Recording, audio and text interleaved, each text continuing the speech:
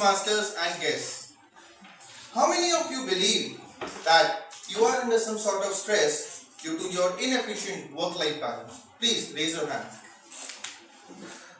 That's quite a number. You put me under stress on this stage. I'm not expecting that kind of a number. So friends, it's been a while that I've been in Gurgaon, and it's not until late, like last 6 months, I realized the importance of work-life balance.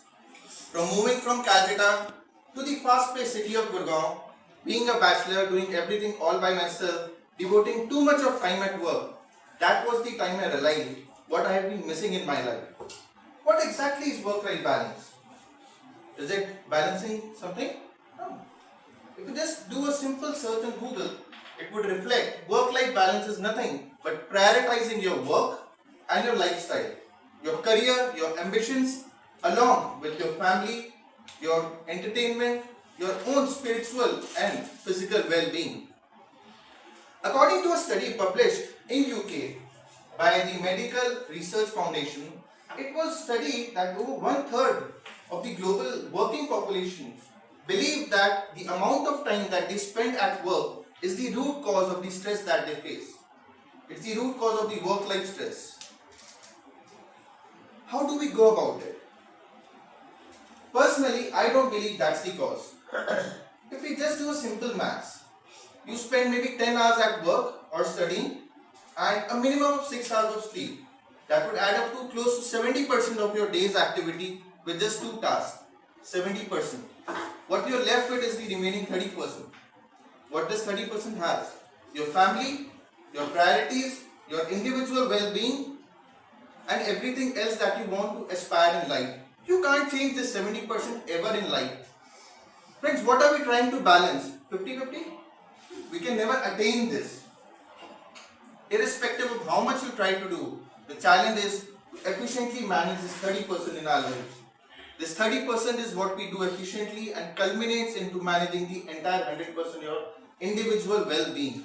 And this would translate into a better life for you and for people around you. When I was researching through this topic, I found that what exactly is the need of the hour. The need of the hour is that we manage time. Irrespective of how well you do, you can't have an equilibrium of work-life balance. You balance everything, and the best part is of this particular thing of equivocal nature. The next day, you tend to think you've settled everything in life and life will throw a bombshell the next day. You plan a leave, you want to have a night out, you want to spend time with your family. That day, some urgent work will come. You want to do something of your own aspirations. That day, some other urgency would come. Why are we so restricted? The only reason being, we are not able to balance that work-life challenges with us.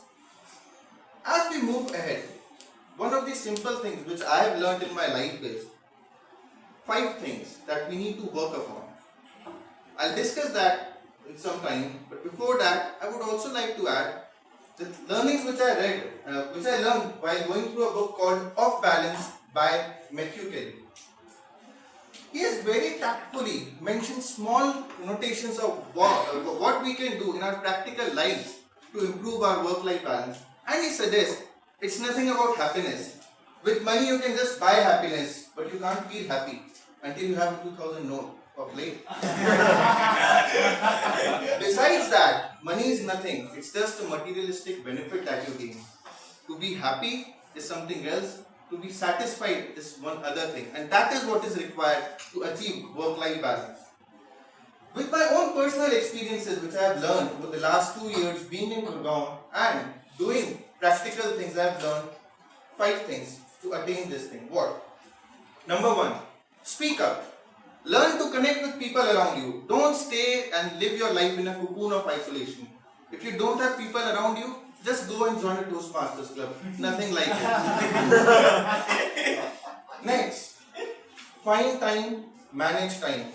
Whoever said that only kids are required to keep a routine, just go and talk to them once again. Even we individuals, irrespective of how big we are, a routine is a must. It would really help you to understand where are you losing on time. Because you need to manage a 30% of your life, that 30% that matters the most. You can't do it without a proper routine.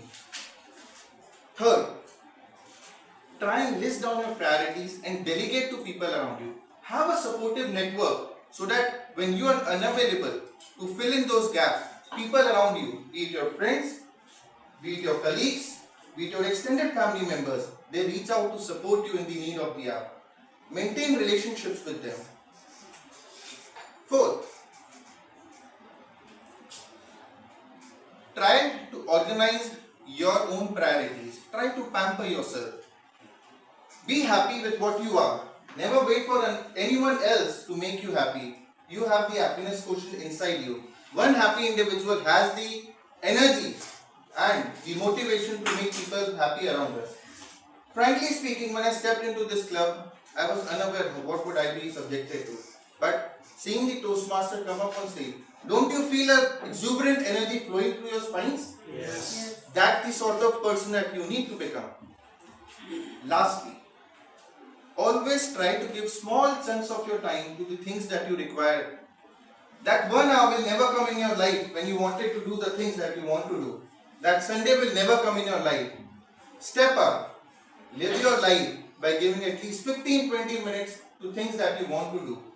Friends, life will just pass away and you will not be able to attain that work-life balance ever, because it can only be achieved by a satisfaction that you get inside you while doing the activities you've always aspired to do. Thank you.